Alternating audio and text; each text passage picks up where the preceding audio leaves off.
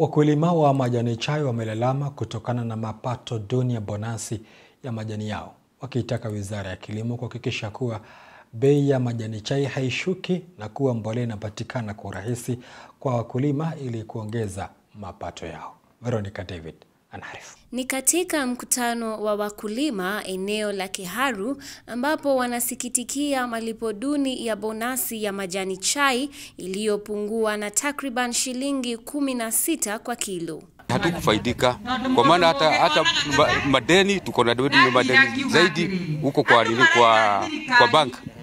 Hatuwezi kupata kulipa hiyo madeni. Sasa tuko na tabu, yani tuko na tabu.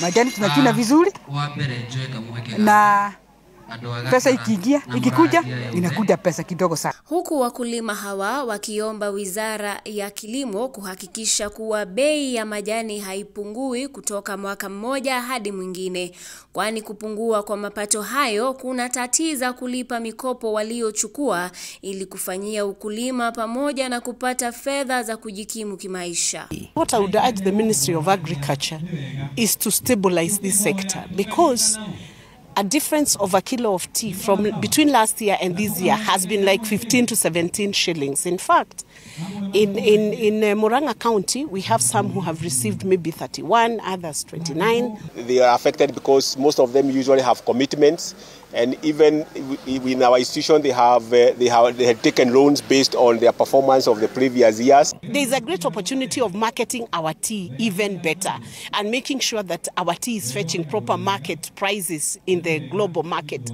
So we want to urge KTDA to pick up this challenge and ensure that the prices of tea do not dip the way they dipped this year. Actually, farmers now have been left in debt. You know, many of them, by the time they receive bonus, they have already borrowed. Ministry of Agriculture, please go out.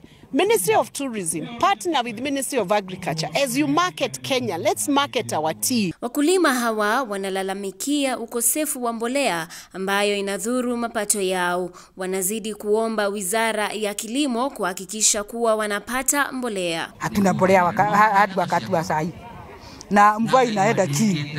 Sasa tuna kilio ya mbolea na kilio ya pesa. The fertilizer has not reached the farmers. We want to urge the Ministry of Agriculture to ensure that the tea farmers will not struggle anymore. Veronica David, Undugu TV.